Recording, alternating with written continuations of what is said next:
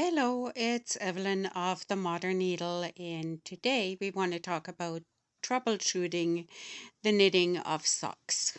What can go wrong while knitting socks?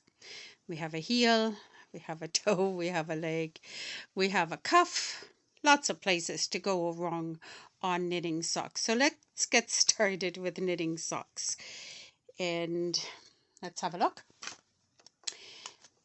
So when we knit socks, toe up or cuff down, I'm going to start at the toe section because I knitted toe up here. But it doesn't really matter if you go toe up or cuff down. The principle is the same. You get to the toe and you have to increase to make a wedge or decrease to go to the wedge. Or you would actually, you know that the wedge doesn't fit you well. You would like to have a star toe or a barn toe. Any pattern that you buy, you can exchange the heel or the toe or the cuff bit or whatever it is that you want. You can exchange it for what fits you best and what you like best.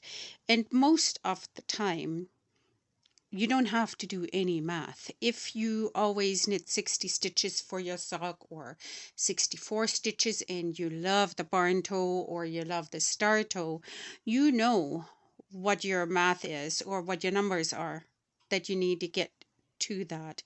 If you do the wedge, it's divided into two, like you have the top of your sock and the bottom of your sock, and you're moving to have a miter. This is how you get, or the miter, this is how you get this. So you know your numbers, especially if you have a favorite. I bet you knitted more than one. So here on this sock, I was supposed to increase, I believe, every third row, and on purpose, I did the increases wrong here. I'm going to stick to on purpose anyways. Let's see. Same with the back.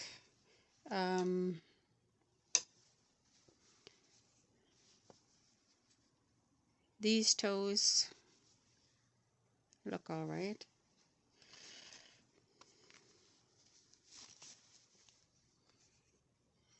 This toe here is off a little bit. So would I rip that back? No. I know that I need to get to whatever my circumference stitches is, and if there is a mistake in there somewhere, once it's pulled onto your foot, and I have these wooden boards here, once it's pulled up on the foot, you can't tell.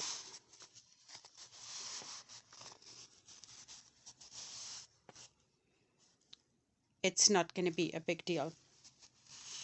So those things I wouldn't rip back unless they're structurally completely off, then I think about it. But on the other hand, these are socks. If it's your first or second sock anyways, like they go into your shoes or in your boots. You might know somebody that's never knitted socks before. It's just an odd that you can even knit them or whatnot. One of the things that I find super helpful are the footboards. Here's my friend Gerhard's, like he can't even say it. His shoe size is a size 15 or 16. They are rather large. So we did the circumference of his foot. You kind of want to round up the toe. You do want to mark where the bones is of the big toe and the bones of the little toe. This is how far you want the toe bit to be. So when you pull it actually over and it goes over here, you know that it'll fit onto your foot, because the sock is knitted with negative ease, and if you can stretch that onto your foot, you know it's onto the board, you know that it'll fit on your foot. It's just one of those things that I notice work all the time. And then you have the visual bit, like the toes go to here if you have two colors. If you don't have two colors, it doesn't actually matter. The heel should start here, and the heel is measured on your foot when you stand flat on the ground. You have somebody do the circumference. If you do it yourself, it's not going to be quite accurate because you lean forward and the hinge is not where it needs to be. You have an ankle bone on each side of your heel. You draw the lines out. Once you cut that out, you make sure that you draw the lines in. So the heel for him, I would have to start here and then you knit up. And again, same with the heels. You can exchange any heel that you want. You can do a short row heel. You can do a heel and a gusset, like a flap and a gusset heel.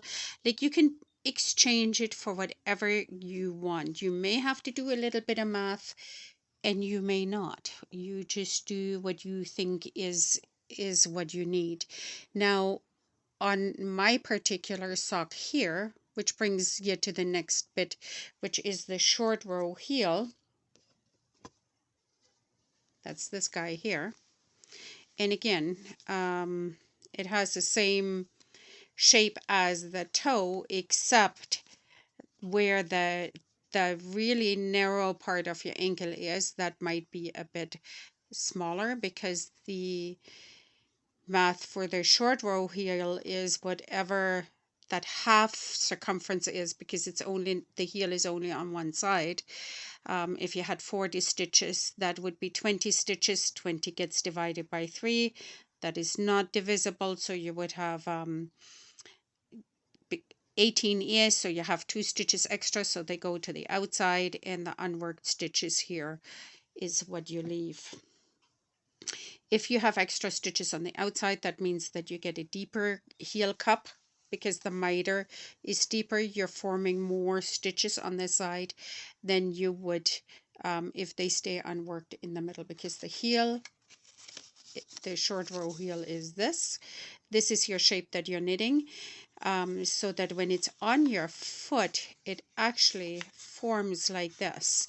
And it has an upper part and a lower part. So your short row heel has 2 parts, the upper, the lower, depends which way you come from, but they're exactly the same.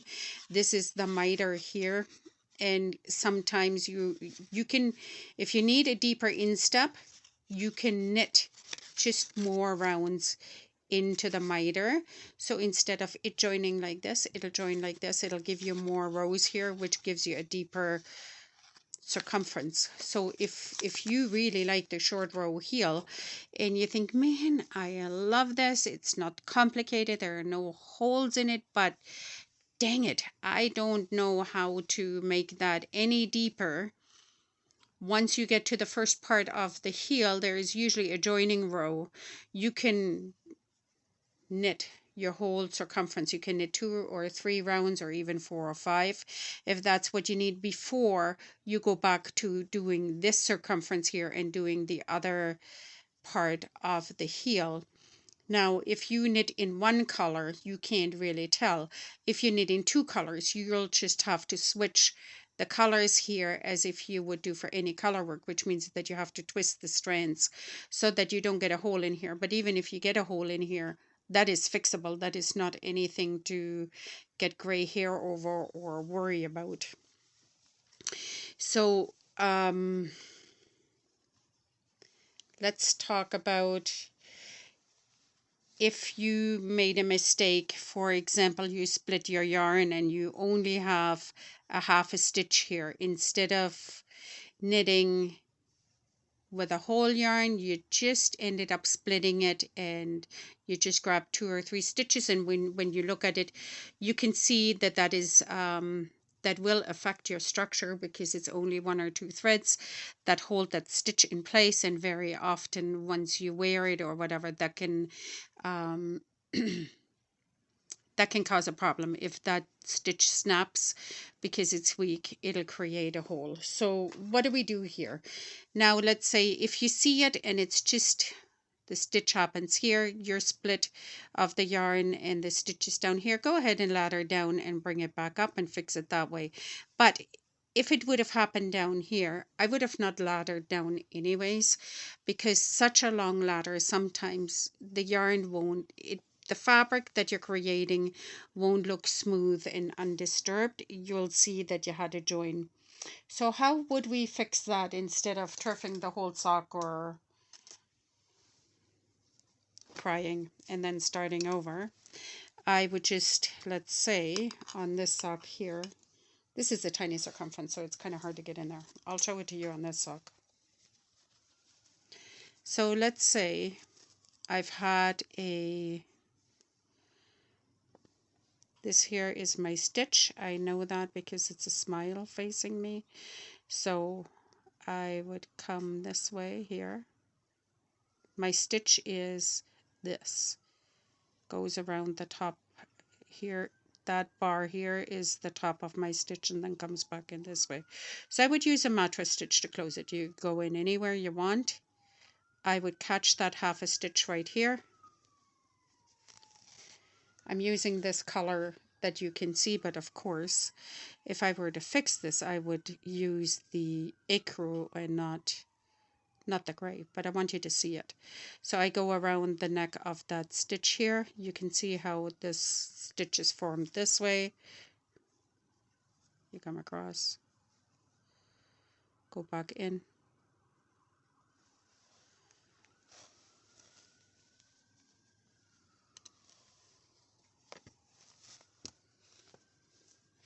Here. This would be my stitch. Now, not only did I fix that, I reinforced that stitch. So if this would be in ecru, you would never be able to see it. And you clean up the yarn tails and go merrily on your way. Now, another thing that can happen is that, well, just to say right off the bat, I don't actually need practice ripping back. So unless I have a structural mistake, I wouldn't rip back for anything. And I don't remember if I already said that or not, but I truly don't. And I can show you here. Is it this one? No. Yeah, it is. On this sock here, I had a pattern that is 2 knit stitches and a purl stitch, 2 knits, two knits and a purl, and then the next round you knit all of the stitches and you repeat that, two knits, 1 purl. Well, I did the first sock like that, and then I must have watched TV, or my brain just, I don't know, processes my day. I think about the kids, all kinds of things, or nothing goes on in there depending on the day. And obviously I wasn't really concentrating on the sock, because I was thinking as I was knitting, I had knit about 2 inches and I thought, oh, I thought I did 2 knits in a purl. Of course I checked with my other sock, and yes indeed, that is what I did. But then I decided I already knit 2 inches, like I'm not going to knit back. This is in my boot. Who's going to know? I just fixed the pattern that's probably sticking out over my boot. And even if a couple of rows stick out, like, I wouldn't think anybody's going to look at my foot like that and know that this is what I did. So chances are I would just, well, on this sock here, I just left it and I just went on to my merry way. Now, what would happen if let's go to the heel first. These heels are the easiest heel that I think. They are the short row heel, and they have, they use shadow wraps or twin stitches. So let's say you did a premature twin stitch of where you pulled up the yarn and you left one that is not twinned in the middle. Are you going to see that or not? Chances are no. So, but even if the sock is finished and you think, oh my God, like I don't know how to pull back the twin stitches, and what if I lose everything and whatever, just use your tail. If you leave these a little bit longer than I did mine, you can just go through the stitches and just reinforce them or fill in gaps where you can see them, and then just bury the tail. Another thing that can happen is you do your twin stitches, you triple stitch the outside stitch, and then you think, oh, what in the world? My starting yarn is over here, but it's supposed to be over here or vice versa, don't worry about it. If your contrast yarn stops here and the starting yarn is here, just knit the 2 stitches in the front first, or the 2 needles in the front first, and then go to where your other stitches are. Or, if the contrast yarn stops here, but your main yarn is here, these stitches here, you can knit from either end, or just push them back onto the needle if you knit in a round circumference, and knit from this side. Who would know that this here is a half a row higher than your front or your back or whichever it is? I wouldn't sweat about that. Nor would I cut the yarn and then bring it over here, because every time you cut the yarn, you have to weave in the ends and you actually disturb the fabric. So I wouldn't do that just because of that. Now, let's say you pulled the sock out of your bag and one of your needles came out. Now, if you have bamboo, it's not likely to happen, but you can pull it out there too. Normally it happens more with a smoother wood or with the metal needles. Or in my case, I have a smaller needle in here because I use the 4mm for my other socks. This is 100% wool. Nothing's going to happen. I'll just push the stitches back onto the needle and nothing's going to happen. I'm also not truly worried about, am I picking up the right leg or the left leg? I just want to get the stitches back on the needle and then I will worry about it. If you're truly worried about it, you can transfer them from one needle to the next to make sure that they're all correctly oriented, or you do it as you knit. You can see that this one here, we have a right and the left leg. Once you knit into the right leg, the stitch opens up, it's not twisted. If you do it this way, the leg lift twists in front of the stitch, so you know that you have a twisted stitch. But I do that as I knit on. I'm not worried about that. If I lose a whole needle and I lost some stitches, let's say, I don't know, we're going to lose the whole row, I can just go back through here. Well, this one stayed.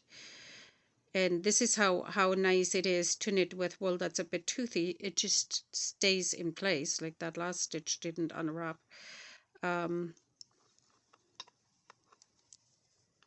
So this one here stayed. I'll just pop it off as well here, so that they're all the same. Sorry, the camera is in my way here. So I can just pop this on here and knit it back. The leg is oriented wrong. I'll just pretend that this piece of yarn is attached to the ball and I'll just knit it, whether you knit continental or you knit as a thrower where you wrap your yarn. It actually doesn't matter. And I usually hold it a bit sideways so that I can see which leg is oriented or presented first. I'll try to match gauge. This here is a 2.5, I think. And it was knitted with a 4, so I might have some excess yarn left over at the end because they're different tensions. And you know, when you're trying to show something, it'll never just work out right. So, but actually, I used all of it. So I'll just feed it back onto here. That'll fix any inconsistencies that I had. And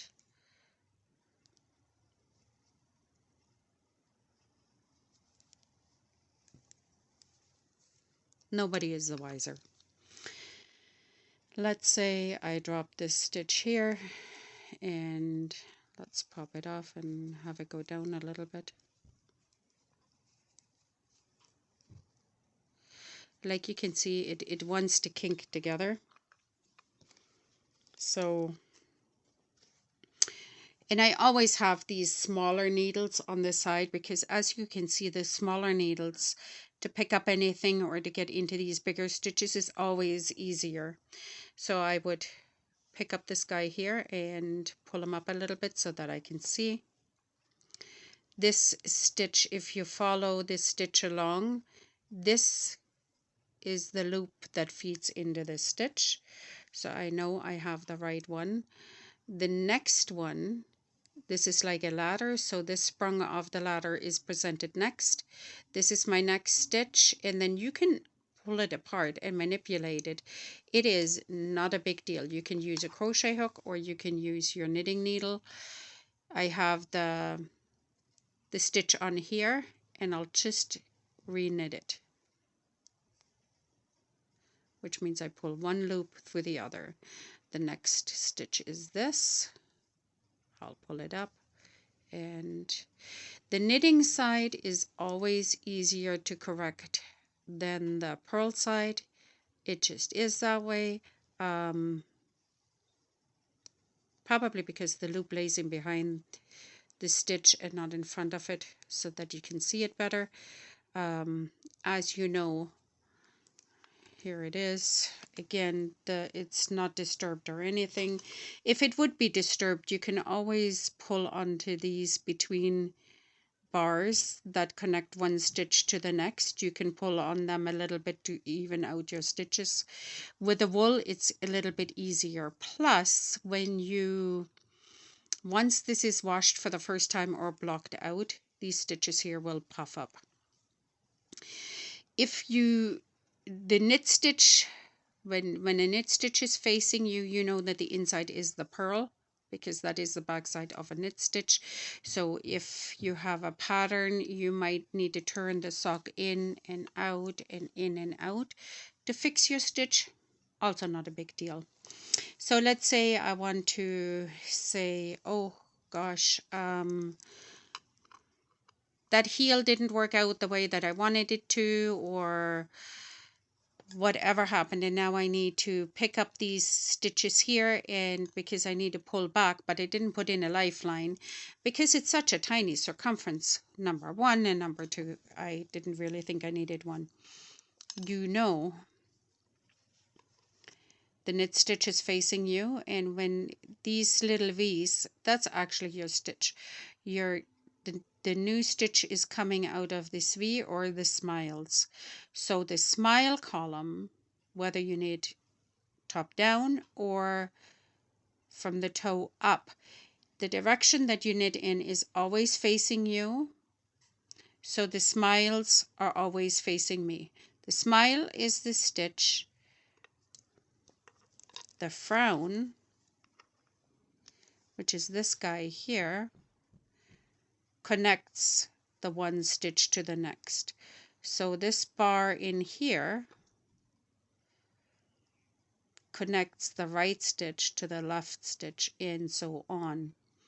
So the frown is the connector, the smile is your stitch. So in order for me to insert a lifeline after the fact or a needle after the fact, I just pick up the right or the left leg. I want to pick up the right leg because that's facing me anyways, and why have to turn it around after. So I'll pick up the right leg, ignore the left. So, and again, if I get confused, this is the frown in the middle. I don't want the frown, I want the smile here. You can go all the way around. Before I pull out my needle, I will check it this way to make sure I'm all in the same row, and it looks like I am. So technically I can pull out this needle. If I've gone all the way around, I can pull back everything and I can redo whatever it is that I want. And the reason why I think that is, so let's say you knitted a beautiful, beautiful cuff down sock, and you did the leg, you did the heel, you did the foot, you did the toe, And now it's time to try it on. This sock is gorgeous. It's beautiful. It's your first one. You're swelling with pride and you can't get it over the arch. You know, that happens. And you're just about ready to cry. I don't know how many hours you spent on it or whatever. However, there is a way to fix this. So in this instance here, I can, where did I put the circular needle? Okay, doesn't matter. So in this instance here, I would just go in under a stripe or whatever it is. You pick up the right leg, and if you have a stripe, then it's even easier to pick it up. So let's say I can see the pattern stopped here. The cuff started here.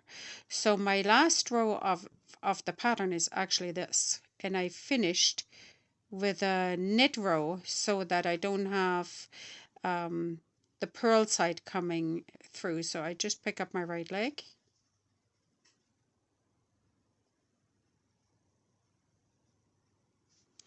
all the way around. Now, if I would have knit cuff down, this is the right leg. If I would have knit cuff down, actually the V's would work this way, but it doesn't matter. So you just pull up your second leg of the stitch here.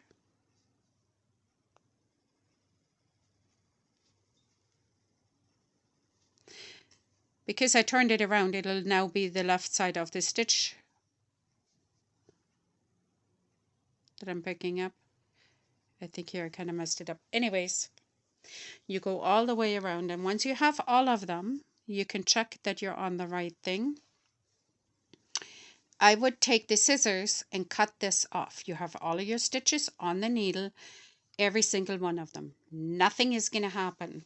You turn it back up, upside down, and even though you knit it from this side to this side, now you can knit from here to here and use a very stretchy bind off. And the stretchiest bind off that I know is either the Icelandic bind off or the knit two together.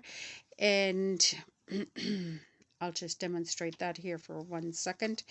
I like the knit two together, and I generally knit them together through the back loop. Sorry, I knit two together and bring it back down here. I don't even release the stitch. I'll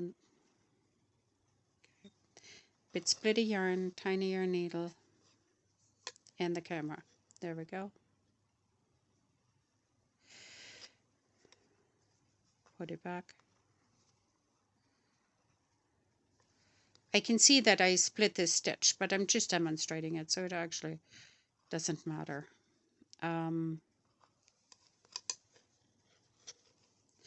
This is very stretchy. I'll show you an example of it in a minute.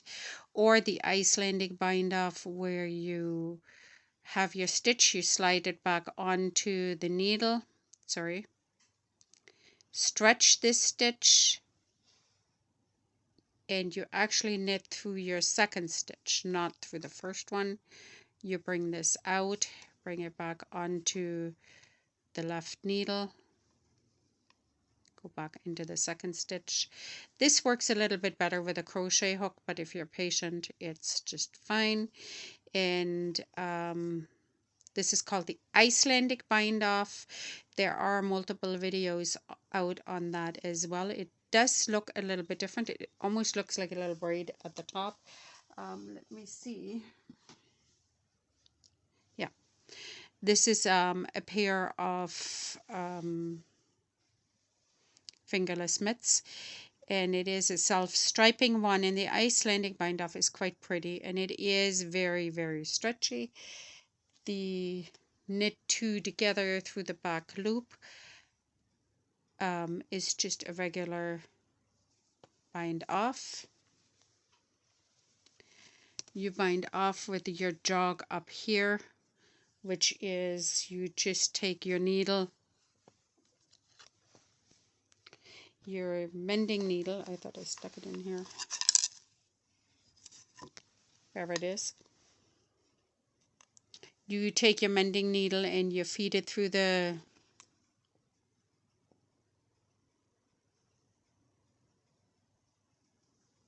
top V that connects the stitches, and then because this yarn here comes out of here, you take this thread, feed it through the two on the top here, and then you bring it back through here, and then you can clean it up and you have no jog at all. So these are just a few of the things. Oh, here's my needle. The bottom of the sock pulled it up. So these are a couple of the things that, or a few of the things that I think can go wrong with socks. If I think of more, I might add a second video to this. Just remember to have fun with it. They are socks. Nobody's gonna die. You paid for the yarn, and even if you mess it up, make that sock yours instead of gifting it, and you're all good to go. So here it's cleaned up.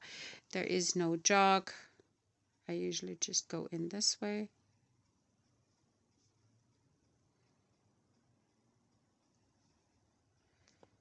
Push through. And it all looks the same on the top. All right. So I hope you enjoyed, or that this, I would think if you're looking for video like this, you might not have the best time or whatever, but I hope that you can save your sock, and I wish you happy knitting. Leave me a thumbs up or a comment if you wanted to ask something or say something or think of something that I didn't cover, or if the video helped, and we'll talk later. Bye.